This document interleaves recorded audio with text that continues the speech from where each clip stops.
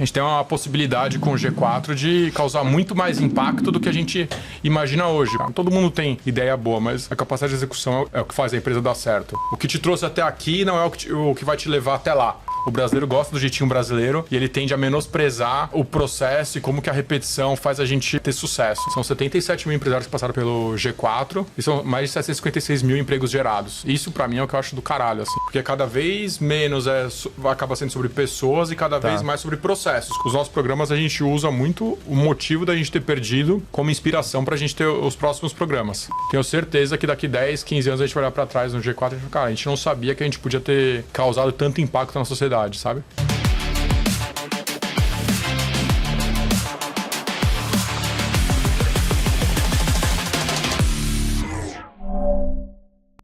Estamos aqui mais uma vez, eu e meu parceiro Eric. Bora lá então, Rafa? É isso aí. A gente tá com uma pessoa muito importante no G4, né? E sabe o que é legal, Eric? Que eu conversei com algumas pessoas, a gente sempre pede alguma... manda uma pergunta aí e tal. E é muito querido lá, viu? É muito querido, de verdade, cara, de verdade. Tem uma pergunta ali de uma colaboradora ali que eu vou fazer, né? Que te adora, inclusive. Mas é isso, Rafa Maia. Liberdade, né? Chamar de Rafa. Fica à vontade. Meu xará. Seja bem-vindo, Rafa. Valeu, Eric. Rafa, valeu, Rafa. Tem um presente pra você. Você já conhece, já acompanha os nossos episódios. A Rivers mandou aquela camiseta. Dá uma olhada aí. Valeu. Na última vez a gente gravou com o Fernando Miranda e ele usa G, mandaram um extra G pra ele, né? Então, então qualquer coisa aí a gente troca. Não tem problema nenhum. Mas a Rivers é uma parceira nossa. Tem um cupom, né, Eric? A mesa de Gaut em todo o site, riversbrasil.com.br. E ó, putz, é aquela cor, Rafa. Essa cor aí é linda, cara. É fantástica. Valeu, cara. Valeu. Tá escrito... Rivers. Valeu, pessoal da Rivers. É o tamanho certo? É G? Certo. Aí, ó, valeu. excelente. Maravilha. Valeu. Muito obrigado, pessoal. Valeu pelo convite. Obrigado, Rivers. É isso. Pode continuar patrocinando. Aumentar a cota. Pode continuar, mande mais aí, né, pra galera, começar a dar mais presentes aí.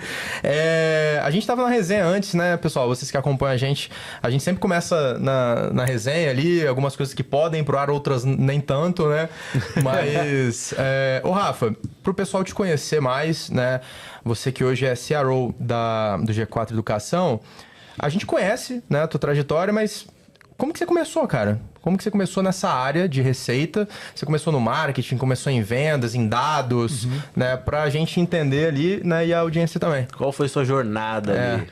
Então, acho que é rapidinho, né? Eu não sabia o que fazer de faculdade, eu não sabia se ia fazer publicidade, engenharia ou turismo. Nossa, tudo a ver, né? A ligação incrível ali. E aí eu passei, no terceiro colegial, eu passei em turismo e em publicidade. Mas aí eu descobri que quem fazia turismo não era turista, né? Que é verdade. O trabalho era um pouco diferente. E engenharia não. Eu falei, vou fazer um tempo de publicidade. Se eu não gostar, eu faço cursinho e vou pra engenharia. E aí comecei publicidade, curti. E logo no primeiro ano de publicidade eu comecei a trabalhar com marketing na empresa Júnior. Legal. E falei, cara, isso aqui é melhor do que a parte de criação. Entrei na faculdade achando que publicidade era criação, fazer anúncio.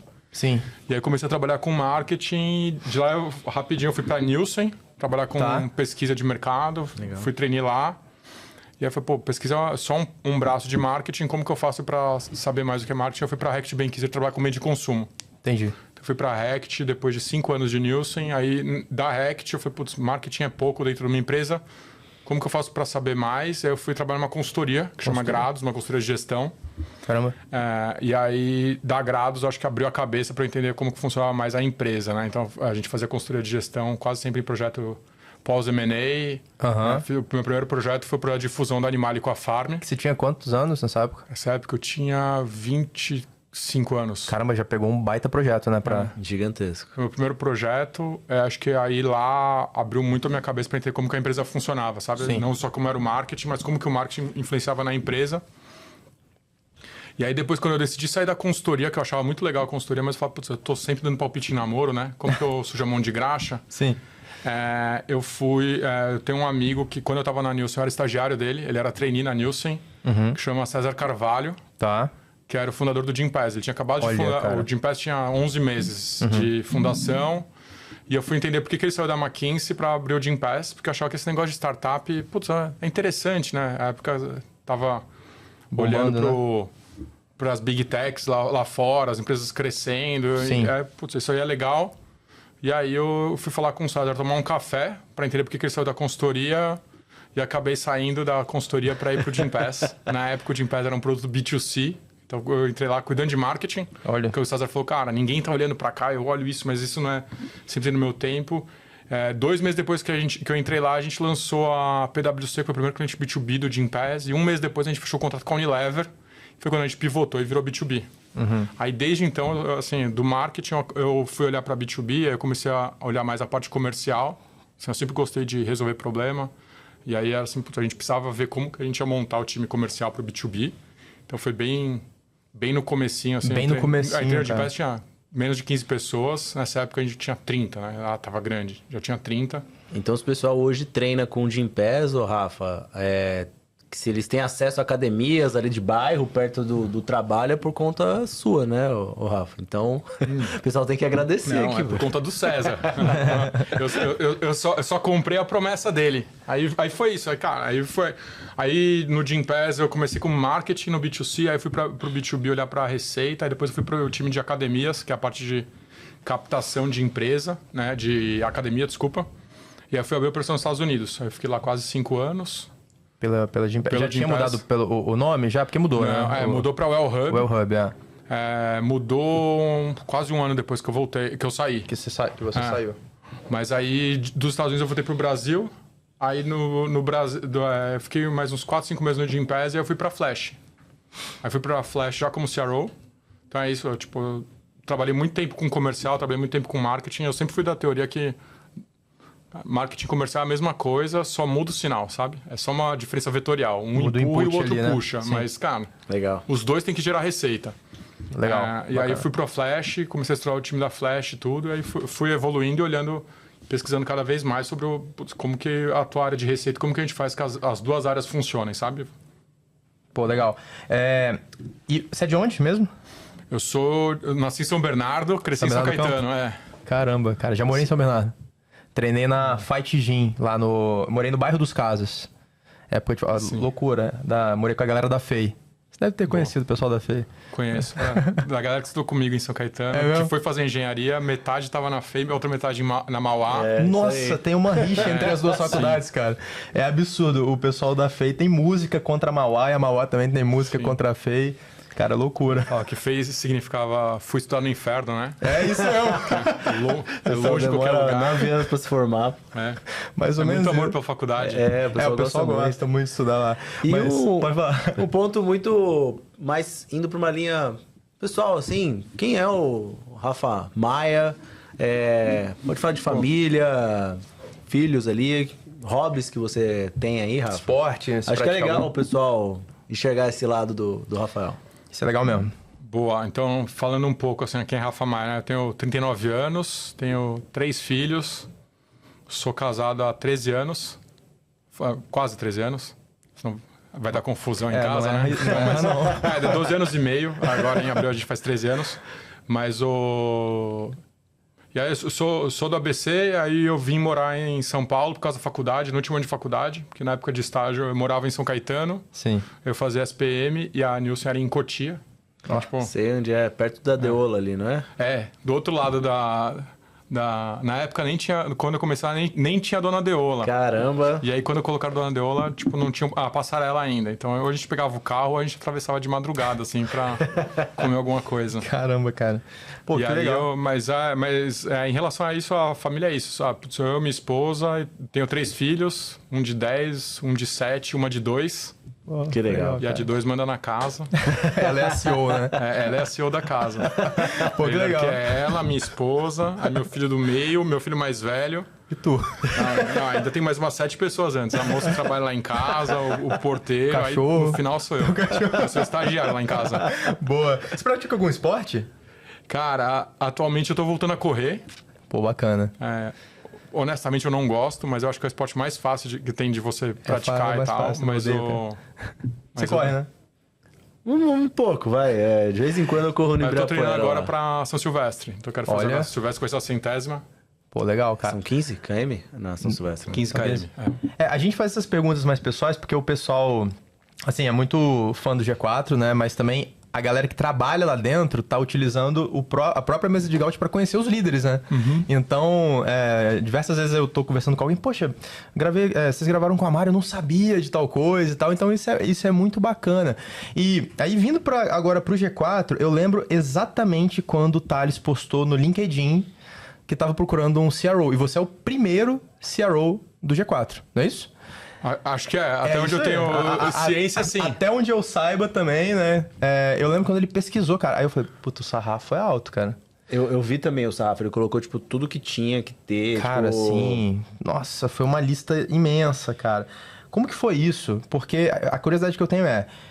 Quando ele coloca ali no LinkedIn, naturalmente tem a aplicação, né? Então, ele provavelmente tiveram algumas aplicações. Eu lembro que até teve um vídeo dele, que saiu, não lembro se foi no YouTube, no Instagram, que ele fala, olha, a gente vai entrevistar aqui um CRO, não sei nem se era um potencial, né, CRO, não sei se era você, se era outra pessoa, mas como que você chegou no G4, Legal. Né, pro pessoal entender, pra galera que trabalha lá também conhecer como que você foi parar lá dentro, né, e beleza, eu tenho uma perguntinha depois disso pra saber o que rolou depois. Tá. Acho que, assim, cara, como eu cheguei no G4, né? Assim, primeiro, uma das coisas, quando eu saí da Flash, que eu falei pra minha esposa, assim, acho que eu tive bastante sucesso, dei bastante sorte, assim, no El Hub, né? Tá. E na Flash, acho que participei de startups que conseguiram chegar em lugares que poucas startups no Brasil chegaram. E aí eu falei pra minha esposa que, quando eu tava na Flash, eu falei pra minha esposa que eu só sairia da Flash, ou no IPO, ou se eu achasse alguma coisa para trabalhar no Brasil que fosse com infraestrutura, educação ou saúde.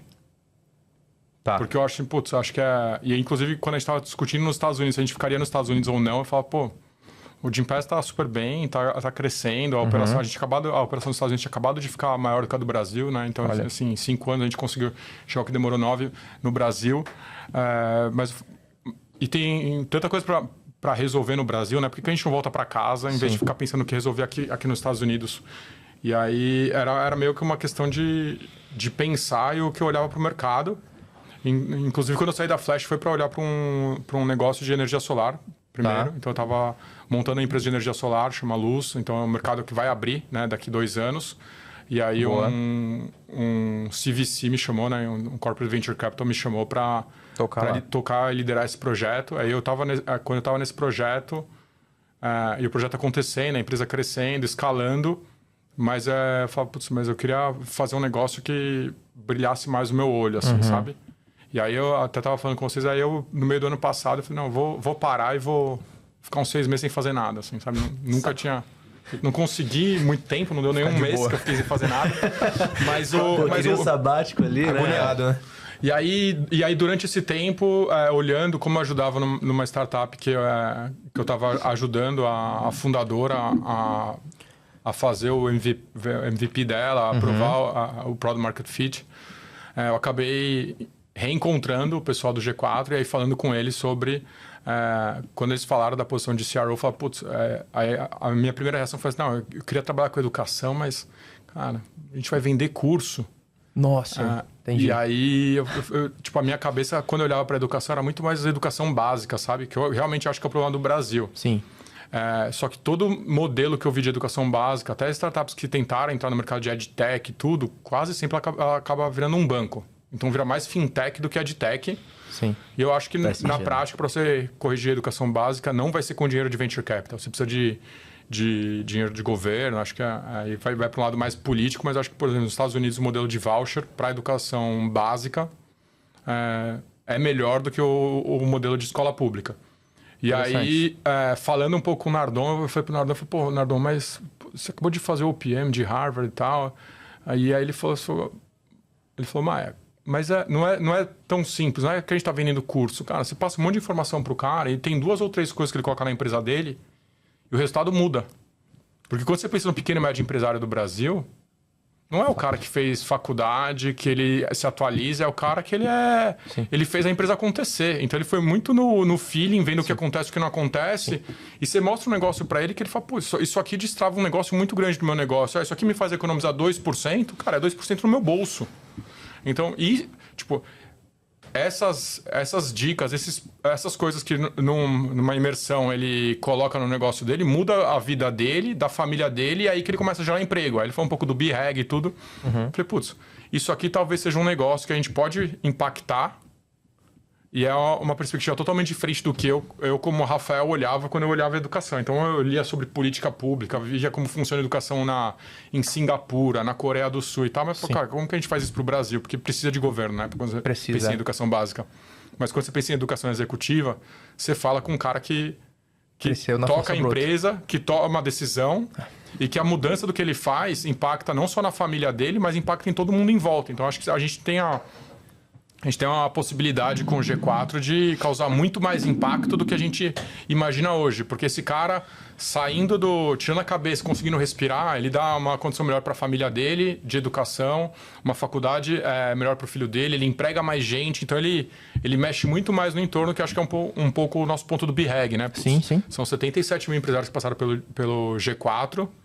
E são mais de 756 mil empregos gerados. Isso, pra mim, é o que eu acho do caralho, assim, do impacto que tem.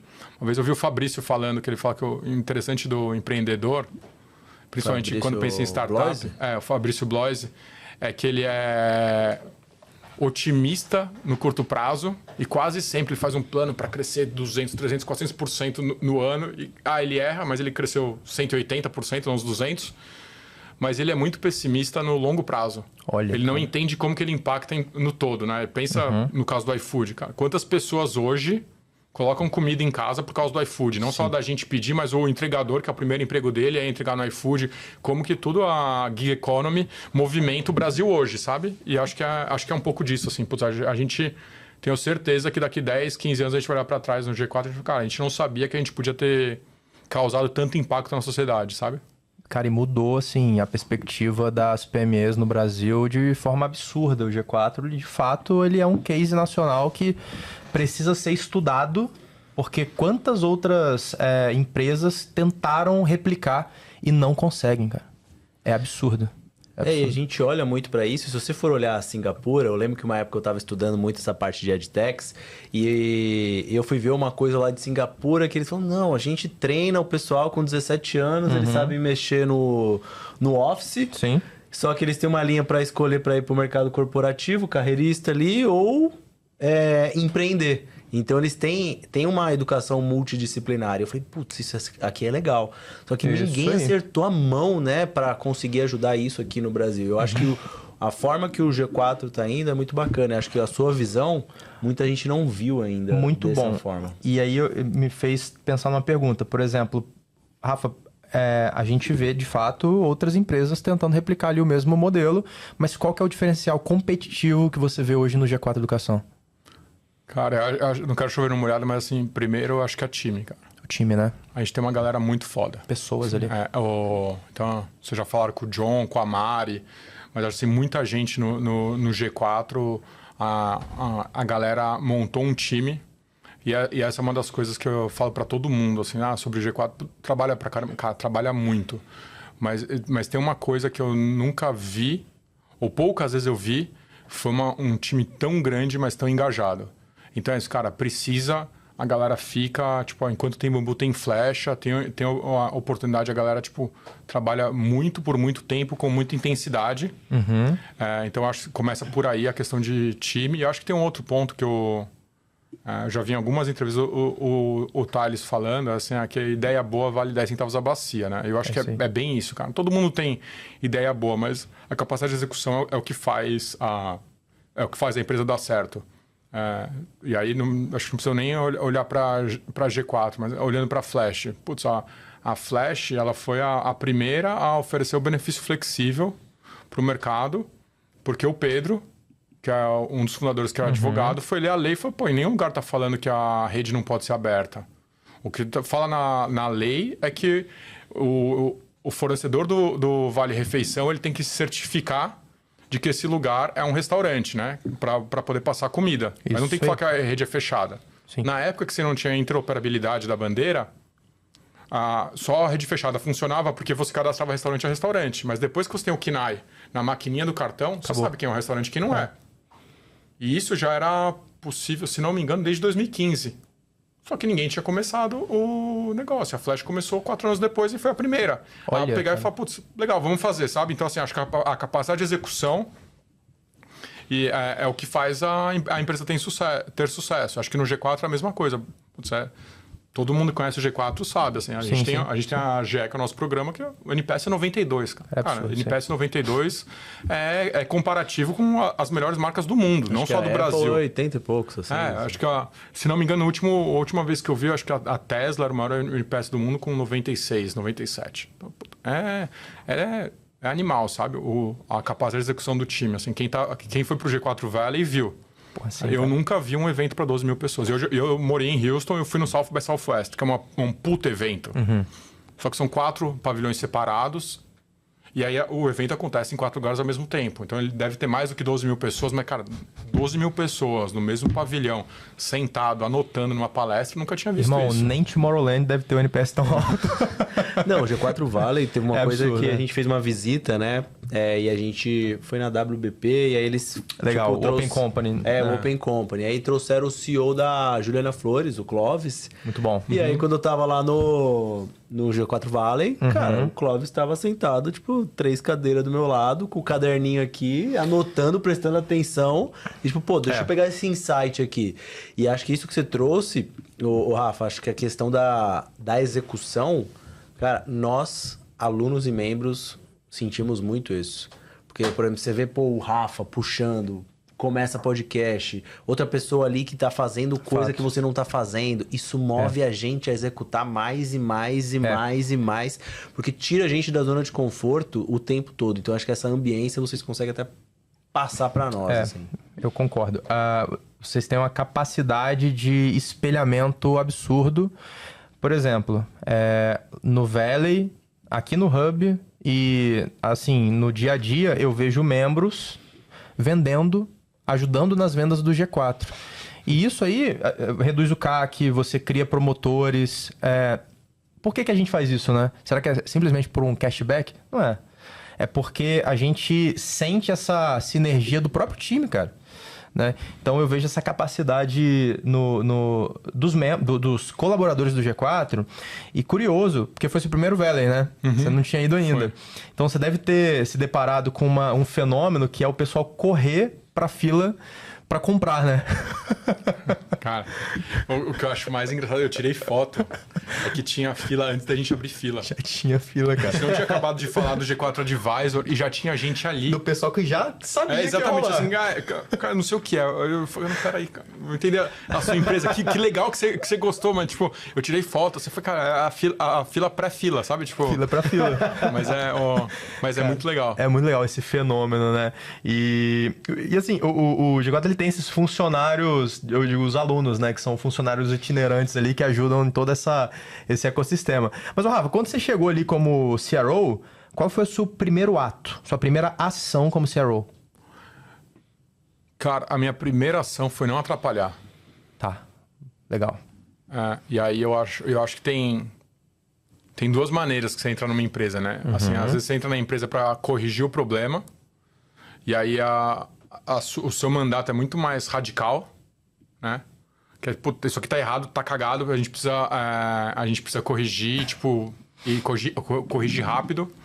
Mas o outro, assim, pô, espera aí, entrei numa empresa que em 5 anos chegou em 300 milhões de faturamento. Sim. E aí eu acho que é não atrapalhar e respeitar o que foi feito, sabe? Porque assim, eu dei a sorte de... quando eu entrei, eu tinha 3 diretores que tinham muito tempo de G4, né? Então, o Zambi era o diretor de marketing, o John e a Mari. Então, o John tem 5 anos, a Mari tem 4 anos. Eu acho que o Zambi já tinha mais de 4 anos de G4 também. Então, assim, putz, primeiro eu preciso aprender o que foi feito, não atrapalhar. E aí depois eu vejo como que eu posso ajudar eles a resolver e a desenrolar as coisas. Porque a gente tem mais para fazer. Tá. Eu sou muito da teoria, assim, o que te trouxe até aqui não é o que vai te levar até lá. Então, putz, legal, a gente já sabe que desse jeito a gente consegue chegar numa empresa que fatura 300 milhões por ano. Sim. Mas pra gente chegar numa empresa que fatura 500, 700, 1 bi, 2 bi, o que a gente tem que mudar no processo? Porque cada vez menos acaba sendo sobre pessoas e cada vez mais sobre processos. Como que você faz para ter diversos Johns, diversas Maris, diversas pessoas Outros fazendo heróis, né? a empresa acontecer. Entendi. E essa iniciativa, a gente conversou com o John, né? E eu fico pensando assim, o G4 por muito tempo trabalhou a alavanca de aquisição e colocou um único vendedor para fazer exatamente a mesma coisa. Beleza, ele vendia ali pro Eric, aí o Eric queria renovar, era esse mesmo vendedor que fazia a renovação, era esse mesmo vendedor que tentava fazer ali uma expansão de carteira, né? Eu que sou de RevOps, eu fico assim, puta cara, eu fico meio incrédulo de até quando que isso funciona, né? Será que enxergam, né? Exato. E houve essa separação, né? Que eu achei muito inteligente de... Beleza, aqui vai ter aquisição, porque é um perfil de vendedor completamente diferente de quem cuida de retenção e expansão, que é outro perfil, outro tipo de relacionamento, até dress code, vamos colocar, né? Essa iniciativa foi você que trouxe, essa provocação foi você que trouxe, ou já havia esse plano? E o que você tem a dizer você acha que o G4 demorou demais para fazer isso? Então, assim, quando eu entrei, já tinha um plano, né? Então, quando eu entrei, o John já estava olhando para aquisição e expansão. E a Mari já estava olhando para expansão e retenção. Isso. E a Mari já estava olhando para aquisição. Tá. Essa mudança aconteceu em Q1 desse ano, eu entrei em abril. Foi, isso. Tinha acabado de acontecer a mudança. E aí eu acho que é difícil falar se demorou para fazer ou não, né? É que a decisão foi tomada e a gente tem que fazer acontecer, Sim. mas eu acho que a decisão faz todo sentido porque o perfil é diferente. Natural, né? É um pouco do que você falou. Porque se eu tiver um vendedor de expansão que vai olhar para o lifetime value do cliente, então ele deveria ser muito menos curto prazista do que o de aquisição. Sim. Agindo como um vendedor de aquisição... Ele perde esse cara. É muito possível que ele... Não só que ele perca esse cara, como que ele venda o produto errado e aí ele não é só perder o cliente, mas você está destruindo valor em toda a cadeia. Cadeia de erros ali. Exatamente. Então, eu acho que tem que mudar, porque no final de tudo, eu preciso ter...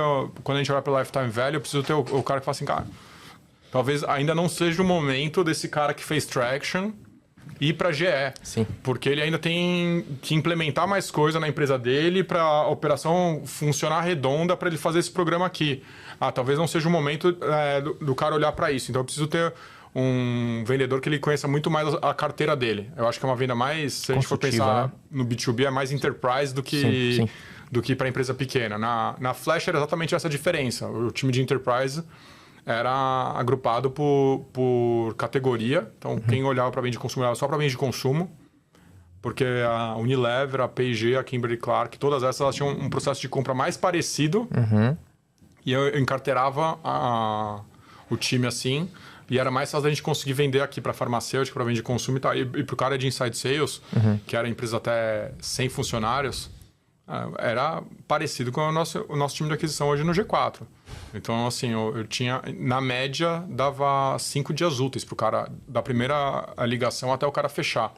E eu precisava ter velocidade. Sim. Porque a hora que o cara tem 30 funcionários, ele está querendo um VR... Se eu consigo falar rápido com ele na Flash, e eu falo de tudo que eu tenho de produto, e aí depois ele vai falar com o cara da Alelo, é quase no-brainer. Ele fala, não, a Flash é muito melhor do que a Alelo. Sim. E aí o ponto naquela época, assim, a Alelo não olhava para esses clientes grandes, a gente estava entrando no mercado para mudar, e se eu sou o primeiro cartão desse cara, ele nunca mais volta para um cartão ruim. Fato. Então eu só dependia do meu produto e da velocidade do time comercial. Em Enterprise, não. Aí já era contrato longo, eu tinha que... Às vezes eu falava com a Unilever, eu sabia que o contrato dela ia vencer em julho do ano que vem. E eu já tinha que olhar para o vendedor e falar, cara, de 2 em 2 meses, fala com a diretora de RH da Unilever, ela precisa lembrar da gente para quando ela for abrir uma concorrência. Entendi. Uma coisa que eu queria entender, Rafa, você comentou lá que no início do Gympass era mais B2C, depois virou B2B, né, a estratégia. Dentro de uma estratégia de retenção ali de clientes, o que você vê de desafio? O que você enfrentou de desafio? Talvez não só a retenção também, né? Eu acho que a estratégia do CRO como um todo. Boa Qual que é o desafio que tem ali de B2C contra B2B? Tá. Eu acho que depende sempre do qual que é o canal de distribuição, né? Então, assim, em relação a B2C, B2B, no Gympass, por que a gente virou B2C para B2B? A gente começou o Gympass muito por uma dor que o César tinha quando ele era consultor. Então, ele era consultor, a cada 3, 4 meses ele mudava de cliente, e aí ele não conseguia ter um plano de academia. quase sempre ia na academia e falava assim, quanto custa para eu fazer um plano por 2 meses aqui? Porque eu tô do lado do cliente, eu treino, eu tomo banho e eu tô aqui no cliente. E aí o cara não tinha um plano de 2 meses, o plano mensal era muito mais caro, porque todo mundo queria que você assinasse um plano de 1 ano. E ele falou, cara, se o cara me cobrasse uma diária, eu pagaria como usuário. Foi um pouco da tese do Gympass. E foi assim que a gente começou a montar o Gympass. E eu, na época, era consultor também, então eu tinha esse mesmo problema. Só que o que a gente viu? Quando o dono da academia, uma pessoa cancelava o plano, o dono da academia começava a odiar a gente, porque, pô, eu perdi uma mensalidade que o cara vai comprar diária no Gympass. Então, o nosso produto, quando era B2C, o dono da academia não gostava. E o único jeito da gente ganhar mercado e conquistar espaço com o Gympass era se eu fosse grande o suficiente, que nem plano de saúde, onde um hospital é obrigado a aceitar plano de saúde, porque senão o hospital não funciona. Sim. Mas é um crescimento ruim, né? Não é um crescimento que o dono da academia gosta. E aí a gente lançou o primeiro cliente B2B. A gente falou, peraí, se eu consigo convencer o RH de subsidiar uma parte, fica muito melhor para o funcionário.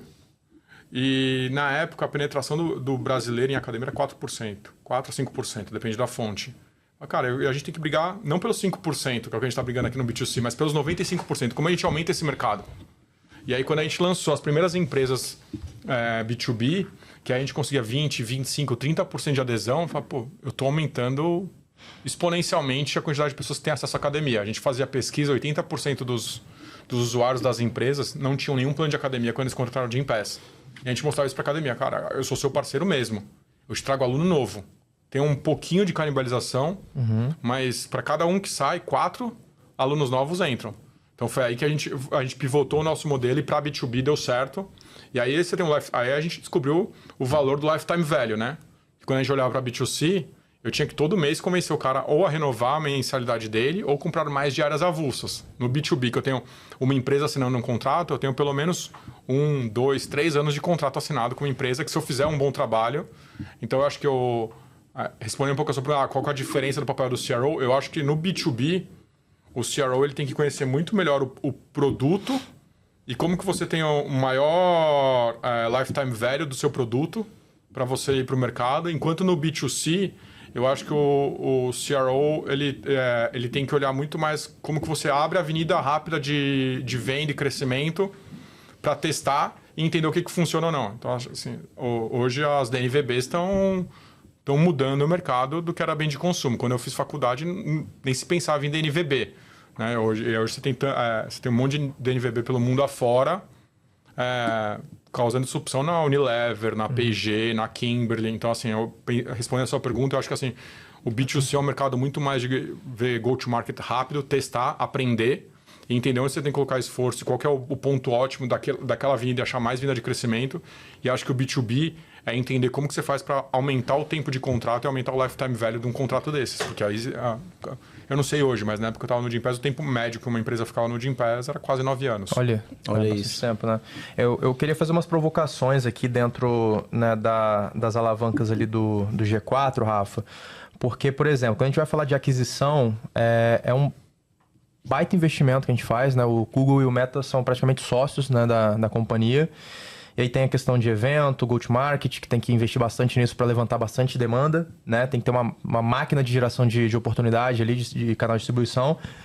Do outro lado, aí a gente tem lá retenção e expansão, que já é um tratamento ali de relacionamento consultivo, né? Bem na parte de CS ali, junto com vendas, né? Em aquisição, o volume precisa ser alto, né, naturalmente, para você gerar bastante venda por conta do custo, que também é igualmente alto. Em aquisição, em retenção e expansão, o custo é menor, só que o tempo para o cliente que já está ali comprar demora um pouco mais, o ciclo é mais longo. Hoje no G4, como que vocês parametrizam isso e qual que é a alavanca mais cara do G4 hoje? Bom, primeiro, como que a gente parametriza, né? Então, assim, acho que o custo de aquisição... eu acho que é o custo quando a gente olha para aquisição aqui, principalmente quando a gente olha para Google e Meta, sim, eu falo que para mim é juros simples. Né? Então, a gente coloca dinheiro e você tira o lead. Isso. E aí, o que a gente faz, a gente sabe fazer muito bem Mesmo o cara que pela primeira vez entrou e ele não comprou com a gente, como que eu continuo falando com ele para fazer esse cara comprar ao longo do tempo? Sim. Então essa é uma das coisas que a gente mudou a maneira de ver em relação a Google e Meta, porque para mim é um canal... Para mim é topo de funil ainda. Cara que ele conhece muito pouco de G4, ele veio primeiro pelo Google, é quase certo que ele... Se o contato que ele tem com o G4 ali, a chance dele não comprar é muito grande. Sim. Porque ele ainda tem baixa consciência sobre o que a gente faz. Boa. Só que eu tenho que fazer aí um trabalho muito bom de aquisição e de Nutrição, CRM, né? no WhatsApp e nas redes sociais. Boa. Porque aí depois, se ele clicou no link na bio do Thales, ou do G4 Educação, ou do Nardon, ou do Alfredo, a possibilidade dele comprar é muito maior.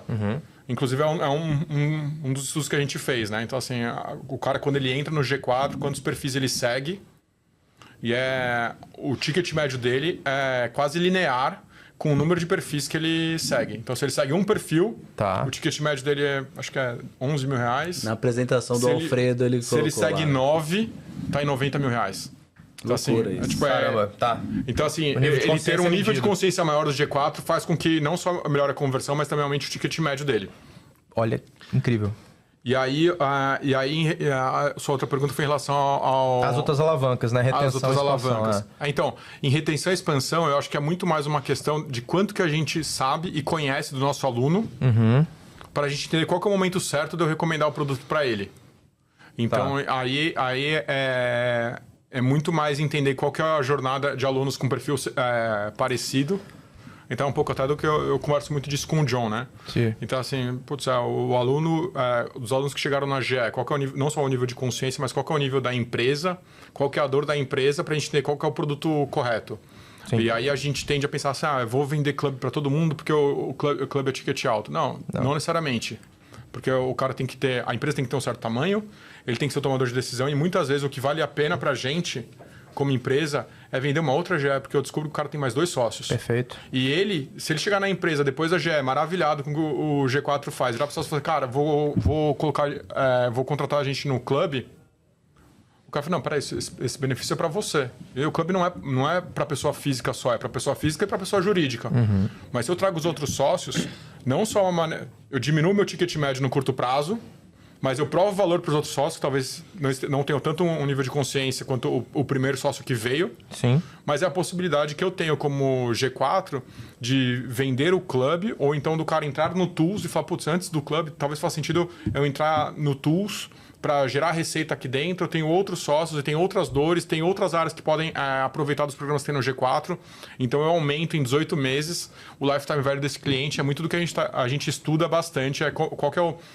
Na verdade, hoje a nossa principal pergunta respondida, acho que isso aí a gente já sabe, o João Vitor ajudou muito a gente nisso também, é qual que é a next best offer Isso aí. para o cara que fez a primeira compra. E aí o que a gente está estudando cada vez mais é, cara, como que eu consigo entender qual que é a jornada inteira do empresário dentro do G4, de uma maneira que eu tenha produtos para resolver o problema dele por toda a jornada. Tá, pô, interessantíssimo. Então, praticamente, a jornada do cliente, então, né, uma vez que ele está ali em retenção e expansão, ela é e precisa ser tailor-made, ela tem que ser personalizada. O time de account, ele tem que olhar para mim, que estou ali, e ver, de fato, qual que é a minha NBO, não é isso? Basicamente? Sim, o que eu falo pro time é assim, toda vez que a gente tem uma proposta, eu deveria ter duas respostas. Ou é o on, ou é lost, por quê? Né? Entendi.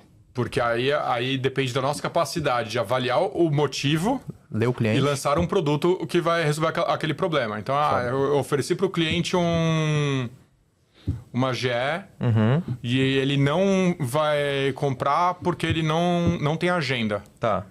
Aí eu tenho que ir com o time de produto tentar fazer, faz sentido a gente ter uma GE de um dia? Talvez eu fale, não faz. O que eu tenho de conteúdo eu não consigo colocar em um dia. 4 dias de conteúdo é o mínimo que a gente coloca. Tá. Mas o problema dele é a agenda. Então, mas se eu abrir mais datas, será que aí eu consigo resolver o problema dele? Não é possível que o cara não tenha ano, né? mais datas no ano para entrar. O cara tá procurando uma coisa que é muito tailor-made. Faz sentido eu ter um produto... Hoje eu não tenho Lost suficiente para entrar nesse setor Sim. e ter um programa para isso. Mas talvez no futuro eu tenha. Sim, E aí é sim. um pouco de toda a nossa gama de produtos. Então, o Sucessão e Governança apareceu justamente por isso. A gente tem quase 40% dos nossos alunos de GE são empresas familiares de primeira ou segunda geração. Sucessão e Governança é uma dor constante deles. Então, é um programa que eu não preciso ter todo mês, porque não é uma dor tão constante, mas eu preciso ter com uma certa frequência e oferecer isso para o dono da empresa que está olhando para a sucessão ou para o herdeiro que está assumindo a empresa e ele tem que ver como que ele vai planejar a sucessão, como vai ser a governança da empresa. Então, os nossos programas a gente usa muito o motivo da gente ter perdido como inspiração para a gente ter os próximos programas. Cara, Isso é legal, porque às vezes, quando a pessoa não tem essa maturidade, ela coloca lá a próxima melhor oferta ali. Tá lá, mas eu não coloco perdido. Porque um dia eu vou vender para esse cara. Então, se ele não tem uma cadência ideal, ele não vai ter motivo de perda, eu não consigo atuar e, tipo, vai ficar travado lá uma base. E às vezes consegue até oferecer outra coisa ali dentro. E aí, o que eu ia trazer? Boa. Tá difícil, né? Rafas. O que eu ia trazer aqui? Mas eu tava no Welcome Company e você me marcou com uma frase. Que foi a questão do... Você falou, pessoal, uma renovação, um upsell, o que quer que seja, que eu vou vender um GE para um sócio, ele não é porque aquele mês eu tive sorte. Aquilo é um conjunto de várias pequenas ações e você até equiparou isso aos juros compostos, né? É igual juros compostos. Então é uma coisa atrás da outra ali que você faz para você conseguir ter isso, né? E eu vejo que o G4, eu acho que para você conseguir muito isso é o quê? Engajamento, que é uma das métricas, dos pilares de growth, né? Dos loopings de growth ali que tem. E aí... Como que vocês olham para engajamento? Porque eu acho que é muito difícil medir. Por exemplo, no Scale, os membros lá, quantos entraram na mentoria? Quantos vão no G4 Hub? Quantos fazem tal coisa? Eu acho que essas coisas vocês não medem. Mas, ao mesmo tempo, vocês conseguem dar uma transpiração para tudo que vocês entregam, que isso começa a movimentar muito. Então, tem muita questão de dado e métrica. E como você tem um background muito forte em relação a isso, como vocês olham para isso hoje ou estão olhando para frente? Primeiro, se a gente não mede, a gente tem que medir. Eu até anotei aqui. eu sou meio freak com número, assim. Eu acho que a gente tem que medir tudo. Eu acho que o que você não consegue medir, você não consegue otimizar. Boa. Mas assim, em relação a engajamento, eu acho que até um pouco de dor, assim... Eu tinha um professor em marketing na faculdade que ele falava assim, você quer saber o que o cliente pensa? Pergunta para ele.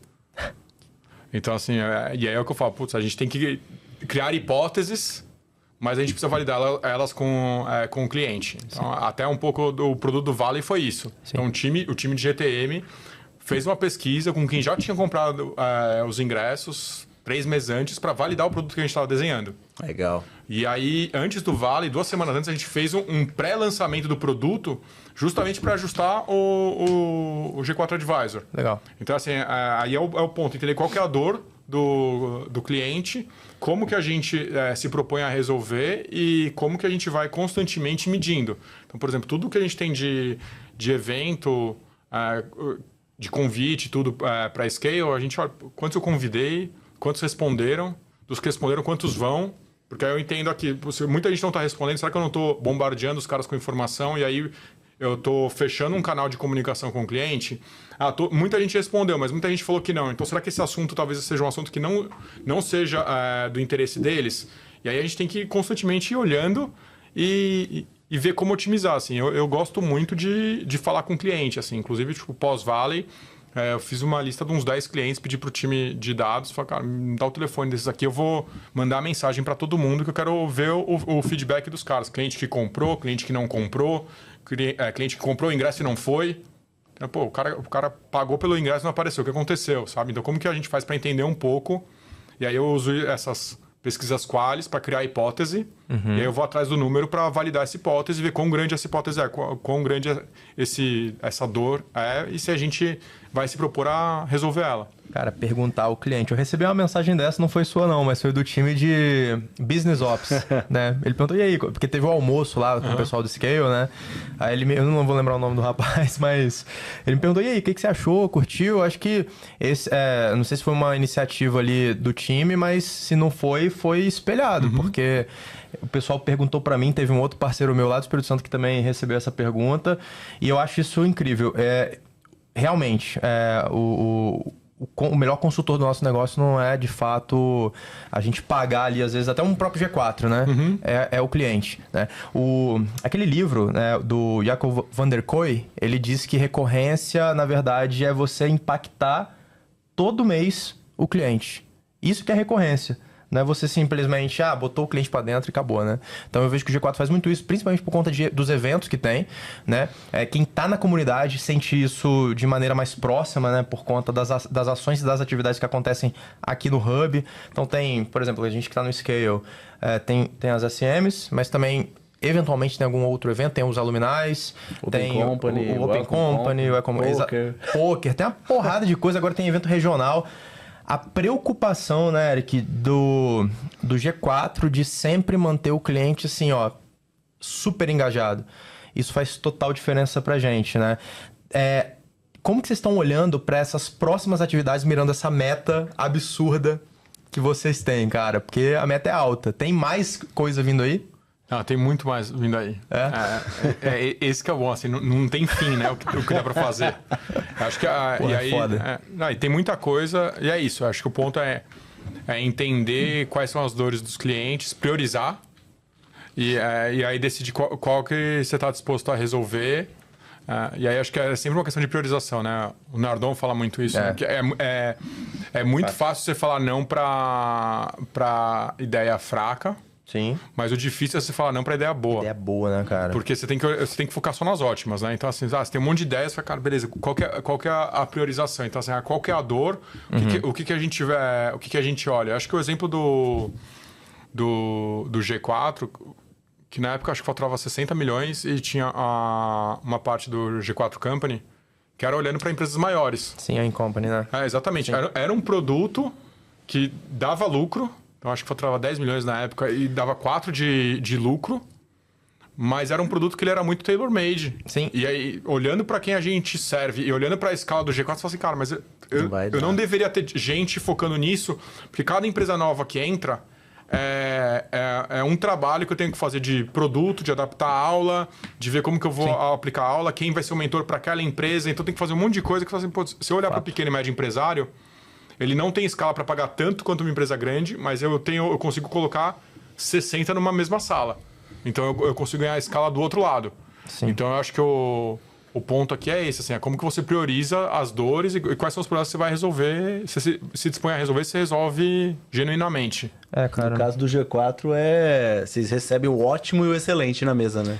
E aí você tem que falar não pro ótimo ali. Então, vamos pegar esse daqui. Eu ouvi o Nardon falando dessa época do In-Company, que, na verdade, foi muito difícil tomar essa decisão, mas ele pegou e falou, não, vamos embora, tira isso daí da reta, porque, na verdade, nem era a PME que atendia, né? E aí o G4, ele é para as PMEs. Então, era um dinheiro muito bom, né? Uma receita muito boa que chegava, mas não atendia a quem vocês servem. O Rafa, quando a gente está ali nas imersões, os mentores, eles, na parte de marketing, né, eles falam muito sobre rota de crescimento, né? Tem o PLG, MLG, o SLG, né, que é o Product Led Growth, Marketing Led Growth e o Sales Led Growth, né, que é a forma onde a gente coloca o nosso motor de crescimento. E aí, quando o mentor fala isso em sala de aula, todo mundo começa a falar, não, mas o G4 é Sales Led Growth, né? Mas eu já vi também mentor falando aqui é Marketing Led Growth. Eu já vi mentor falando uma coisa, outro mentor falando outra. Nunca falaram o PLG, tá? Então, PLG ficou... Nunca foi Product. Nunca foi Product, né? E aí, eu quero ouvir do CRO agora, do G4. O que de fato é o G4 Educação? Qual que é a rota de crescimento? Eu diria que é business-led growth. Não, muito bom, pô. Gostei desse aí. Mas não, é porque eu acho que E aí, por que eu falo que é business-led growth? Eu acho que é um pouco até o que eu tava falando sobre ser CRO, né? Então, Sim. assim, sales e marketing, pra mim, as duas áreas entregam a mesma coisa. E aí, né? É só uma questão vetorial. Um Sim. empurra e o outro puxa, mas Boa. não adianta você fazer uma campanha super bonita se isso aí não gerar call to action pro cara querer conhecer o seu produto. Fato. Assim como não adianta você ter um time de vendas caveira que sabe vender se não chegar lead pra ele. E no final de tudo, se o seu produto for ruim, não adianta o marketing convencer, o vendedor fechar a GS, a hora que ele chega aqui na imersão, o conteúdo não é aplicável pro empresário. Sim. Então eu acho que olhando aqui para PLG, SLG e MLG, eu só colocaria a ordem. Então primeiro você vai ter o time de marketing gerando a curiosidade e a consideração, o time de vendas explicando, convencendo e ganhando o primeiro voto de confiança do cliente quando ele decide comprar, e o time de produto fazendo uma baita ativação aqui, mostrando que o produto realmente é bom para ele. Perfeito. Então eu acho que a gente... É por isso que eu falo business-led growth, porque tudo isso é o que gera negócio e como que a gente faz para... E acho que o ponto até do time de farming e expansão é que quando a gente tinha o vendedor que fez a primeira venda sendo responsável pela qualidade do produto para entender quem era o cliente, você não conseguia crescer a carteira desse vendedor. Porque ele sempre olhava para o cara novo e tinha que olhar para o cara antigo, então talvez ele deixasse o cara antigo desatendido por causa da questão de tempo. E por isso que faz sentido a gente colocar o time de farm em expansão depois da entrega de produto. Sim. Porque ele consegue ver se a expectativa do aluno foi atendida, se ela foi atendida, quais são as próximas dores que ele tem, qual que é o momento certo da gente falar com ele para ele lembrar da gente e ele continuar no ecossistema do G4. Vira o CLG, na verdade, depois, né? Que é o Customer Led Growth, né? E, cara, que tem um monte, né? O business é como se estivesse em cima e todos estivessem ligados ao business. Então tem o Education Led Growth, tem um monte. Que o Fernando Miranda, ele trouxe essa nova aí, né? Que é o de eventos também, né? Tipo, o Eric fez uma pergunta pra ele sobre como que você... Como é que é a pergunta? Como que você cresce uma empresa B2B de serviço high ticket? Aí ele falou, evento. Evento Led Growth. Foi logo de cara. Cara, logo de cara. Eu tenho uma pergunta da Nath, a Nathalie Mavato, né? Eu perguntei pra ela, Nath, pra ela, né? Me faz uma pergunta aí que você gostaria de fazer se você estivesse lá na mesa de Gaut com a gente. Aí a primeira coisa que ela falou, nossa, Rafa, o Rafa Maia, eu adoro ele. Ela adora você. E ela falou assim, ó... Quando a gente está dentro do G4, é muito fácil a gente ver essa máquina de distribuição, essa máquina de vendas, né? Que é, né, essa máquina de conteúdo, enfim, que é o G4. Mas e quando tá olhando de fora? Quando você tava lá fora, você ouvia falar do G4, né? Como que isso te impactava? Como que chegava para você? O que era o G4 para ti? Tudo bem que você falou da questão do curso, sim. Mas e nas questões realmente de receita ali? O que você via? Era uma máquina? Não era? O que você olhava? Cara, quando eu tava fora, assim, a pergunta sempre foi assim, o que é real, o que é cenográfico, sabe? Mas acho que assim, estando dentro, eu acho que o real é mais real do que aparece lá fora. Olha. Porque é isso, assim, acho que aí volta para a história das pessoas, sabe? Sim. Parece que não é possível você ter tanta gente tão comprada com a empresa, assim. E aí, por exemplo, o caso da Nath. Ela é casada com um gerente comercial do G4 e estavam os dois... Os 3 dias no Vale, trabalhando, e arrumei uma babá, fiz um esquema aqui e tal, e cara, vamos junto. E é isso, assim, a galera é super bizarro, comprada, cara. E isso é uma das coisas que eu acho super admirável na cultura que o G4 construiu nesses 6 anos, sabe? Cara, é absurdo. Assim, né? E aí eu lembro que na época de Gympass, quando a gente era pequeno, tinha esse negócio, mas não era intencional, era porque, cara... Se não fizesse sempre, não acontecia, sabe? A gente tinha caixa super limitada e tal, mas é muito difícil a empresa continuar crescendo com essa mentalidade. Então, assim, acho que Acho que isso é o que mais me impactou. Assim, toda empresa que eu entro, eu monto um arquivo, eu sempre deixo separado quais são as coisas que a gente não pode perder e quais são as coisas que a gente não pode normalizar, sabe? As coisas que a gente fala, cara, isso aqui a gente tem que corrigir e a gente não pode aceitar que isso sempre foi assim. E quais são as coisas que não pode perder. Para mim, o ponto dessa cultura da galera dar o gás quando é necessário é admirável, assim. Não, é absurdo. Eu tava no fechamento lá do Valley, até o Tino tava, o filhinho deles. É, muito legal, cara. É muito maneiro essa entrega, né? Não só da Nath, do Elder, né? Do Tino também. Mas Já o vendeu moleque muito, já vendeu tá muito. acostumado com a buzina, né? Não, só que deve ter de foto do Elder, mano, assim, ó, se eu não fechar o contrato aqui, ele vai ficar sem leite. Com certeza, não tenho dúvida disso. Boa. E uma coisa que tem muito em retenção dentro da área ali do CRO, acho que tem o sucesso do cliente. E um dos exemplos de sucesso do cliente no mundo é a Disney. Legal. Parece que tem alguma história sua relacionada à Disney. Conta pra gente aí o que você aprendeu lá, o Rafa, que você pode trazer aí pra nós. Eu tentei cortar essa pergunta, Rafa, então... Animal. Priscila Santos, você me paga. Mas Então, eu na faculdade, do segundo pro terceiro ano de faculdade, eu fiquei 3 meses e meio trabalhando na Disney. E aí eu trabalhei como character performer, né? Ou pateta, acho que é mais fácil. Mas Muito bom, e muito aí... Mas assim, eu sempre gostei muito de Disney, assim, como criança e tudo. Mas eu nunca vi uma empresa tão preocupada com detalhes como eles. Olha. E eu sempre uso essas coisas. Eu lembro, cara, eu trabalhava dentro de uma fantasia, eu tinha que todo dia estar barbeado. Eles têm, tipo, um dress code que todo funcionário da Disney no mundo inteiro recebe, é um livrinho vermelho. Que tem, tipo, como que é aceito o cabelo, porque ela tem que ter uma cultura global, né? Então, você tem um monte de gestos que, nos Estados Unidos não é palavrão, mas no Oriente Médio então você não pode fazer desse jeito. Você pode ver que todo personagem da Disney aponta ou com 2 dedos ou com a mão inteira. Porque se uma pessoa tá passando e se aponta com um dedo, tem lugar que isso é tido como xingamento. Então, você tem que olhar isso e é nos mínimos detalhes. Assim, até do que fala, a cada 7 metros na Disney você tem um lixo. Porque dizem, né? A lenda é que na abertura da Disney na Califórnia, o Walt Disney tava lá distribuindo bala para todo mundo que entrava e ele ficou contando quantos passos as pessoas davam até abrir a bala, colocar na boca e precisar de um lixo. Caraca. E para mim, na Disney, é isso para tudo, assim. Eu tive o treinamento que eu tive, por exemplo, para dar autógrafo. Eu tinha que fazer uma prova onde o treinamento do Goofy eu tinha que dar de olho fechado. Porque quando eu era o Goofy, eu enxergava pela boca. E quando eu pegava o livro de autógrafo, eu tinha que colocar ele em cima do nariz e autografar assim. Então, eu não vi o caderninho. Então, na minha prova, eu tinha um caderninho, eu tinha 6 ou 7 nomes de uma lista que eu... Você ainda sabe fazer esse autógrafo aí? Sei. A Priscila falou que só tem um autógrafo por causa de Pra você. gente, por favor, não autógrafo. Aqui, ó. Aí, ó. Mas é fácil, por exemplo. Até isso eles pensam. O autógrafo do Pateta é 60074. E aí você vai escrever Goofy, ó. Você faz, ó, 60074. Caraca, Sensacional. Esse aqui está registrado, galera. E aí Salve isso aí, Rafa. Salve. Não sei se vai dar pra ver. Vai ficar... Aí, dá pra ver, Dá pra ver, né? Aí, galera. Legal demais. Então, autógrafo do Goofy.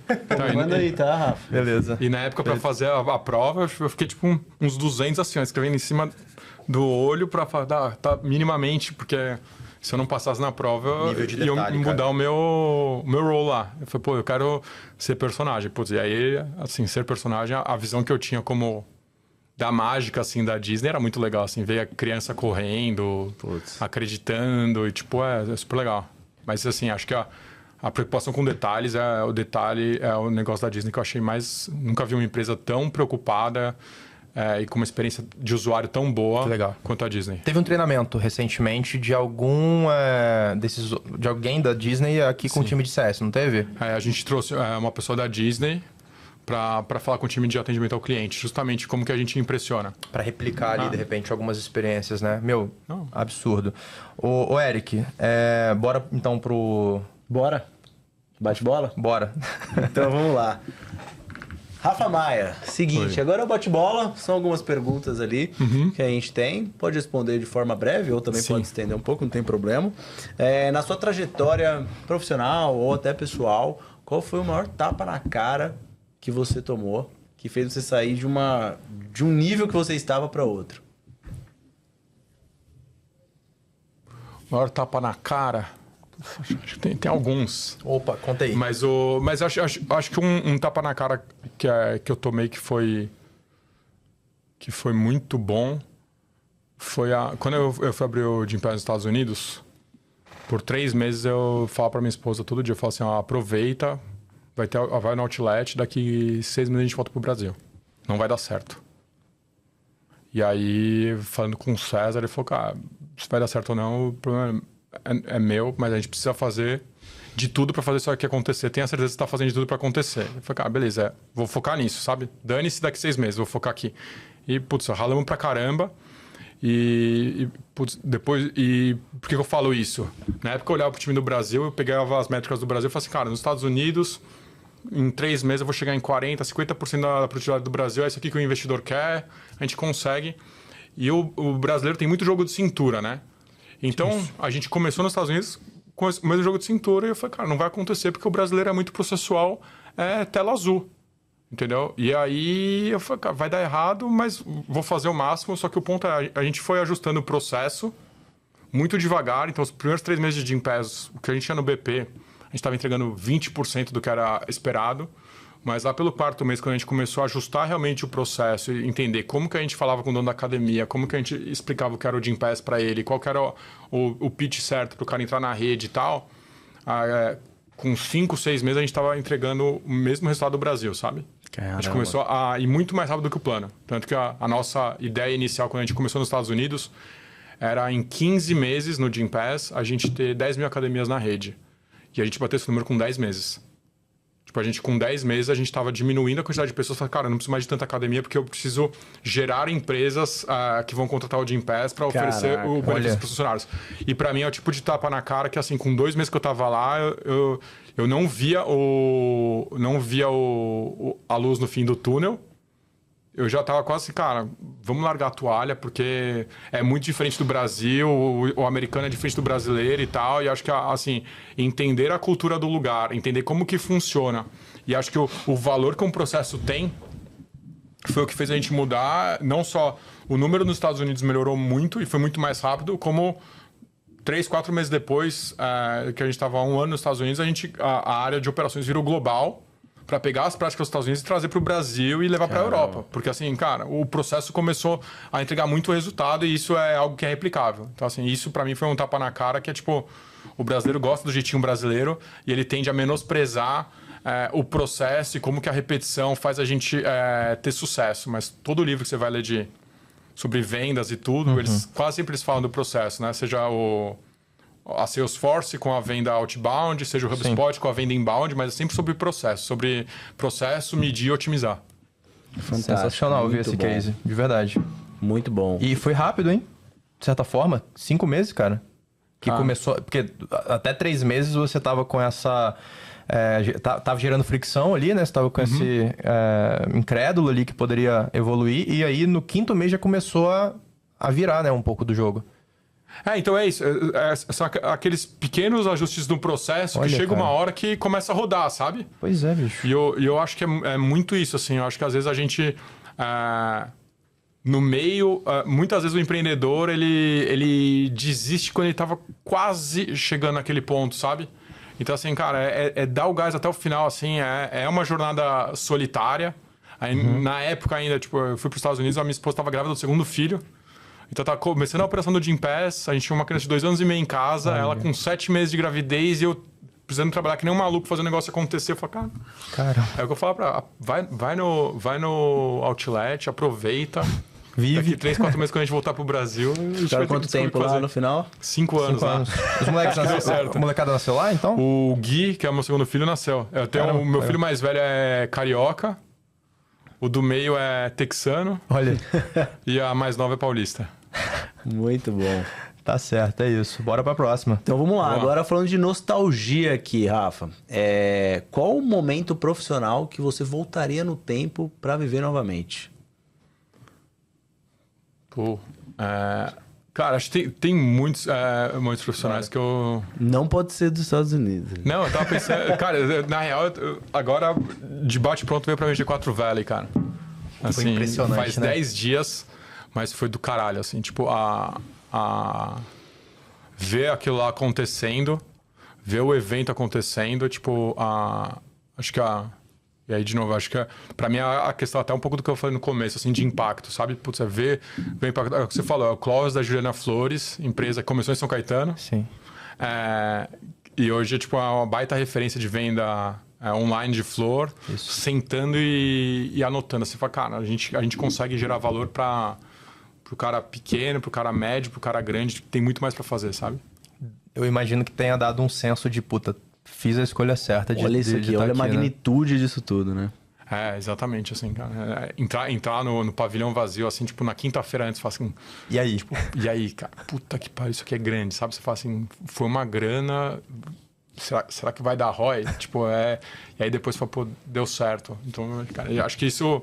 Agora, o momento de nostalgia é esse, assim, foi do caralho. Que legal. Irado, irado. Ô, Rafa, você tem 39 anos, imagina daqui a 40, quando você já estiver aposentado, pelo que você quer ser lembrado quando as pessoas falarem o seu nome? Cara, eu acho que mais do que isso, assim, se eu servir de bom exemplo para os meus filhos, eu já tô bem satisfeito. E acho que se tem alguma outra coisa, assim, puta, eu quero ser Perfeito. lembrar que é uma pessoa que resolveu o problema. Top. Muito bom. Muito boa. Muito Essa bom. pergunta, a galera sempre tem diversas respostas, né? E a última pergunta nossa ali da nosso bate-bola pensa assim, ó, de várias pessoas que você poderia ter ali a oportunidade de conversar, alguma pessoa que tá viva, quem seria essa pessoa se você pudesse conversar agora, exatamente agora? Falar sobre coisas profissionais, pessoais e tal. Sentando aqui na sua frente. Tem muita gente. Tem, velho. Mas o difícil aqui e ainda que nos vivos acho que é mais fácil até, mas eu tenho muita curiosidade de conversar com o Mark Zuckerberg, entendeu? Eu acho que é um cara que ele tem uma visão bem diferente e bem à frente do que a gente viu. Eu acho que o Bill Gates também é um cara que, puta, eu admiro muito. Acho que esses dois, assim, são os dois de bate-pronto que falam, porra, se eu pudesse almoçar com esses caras, eu já tenho uma lista de perguntas pra fazer, sabe? Cara, irado. Mas aí eu fiquei curioso com quem não tá mais vivo também. Puta, eu sou mega... Assim, eu sou marqueteiro, eu sou Apple Fag, né? Apple. Cara, Steve Jobs. Esse seria o meu Mas, ó, também. na Advivos também, um cara que eu acho que a gente estuda muito pouco e foi muito foda, é o Johnny Ive. Pode Né? ser. Assim, puta, a Apple é a Apple por causa do Johnny Ive, é um cara de UX e de design que fez o que fez. Mas a Steve Jobs, pra mim, seria meio que o Nossa, cara. no-brainer, Eu sou sabe? fascinado, irmão. total. Eu sou fascinado. De verdade. Eu já vi. Bom, já li os livros, as biografia dele biografias. é muito boa, do Walter Isaacson. Lá. Puta, e os filmes também, né? Que são bem legais ali, do Ashton Kutcher. Esqueci o nome do outro ator também lá, que fez o Magneto. Como que é o nome dele? Não vou lembrar agora, mas Não depois vou a gente... lembrar. Mas vocês devem saber qual que eu tô falando. Eu já li uns 5, 6 livros dele, assim. Do Steve Jobs também, cara. Não só a biografia, mas, tipo, tem um outro que é menos conhecido, que é bem interessante, mas é quase fofoca do Vale do Silício, que chama Briga de Cachorro Grande. Briga de Cachorro Grande. Caramba, Legal. não Que conheço esse, cara, é bem anotar aqui. curtinho, mas é tipo um monte de treta que teve dessas big techs. Então, assim, cara, fala da briga Legal, do pô. Steve Jobs com o Google. Olha. Quando o Google lançou o Android. Fala da treta da Apple com a Samsung. Que a Apple processou a Samsung por uso de patente, a Samsung teve que pagar e pagou em moeda. Não sei se vocês já ouviram essa história. Não. A Samsung teve que pagar, sei lá, 10 milhões de dólares pra Apple por quebra de patente. Os caras pagarem moeda. E aí os caras pagarem moeda. Chegou tipo um monte de caminhão cheio de moeda pra Apple. Sensacional isso aí, cara. Sensacional. Pô, muito boa, cara, essa conversa. Daria pra gente, estender bastante. Pô, de retenção de Cara, receita, cara. é tem a área muita que eu coisa, curto né? conversar, é a área que eu trabalho, né? Pô, Rafa, obrigado.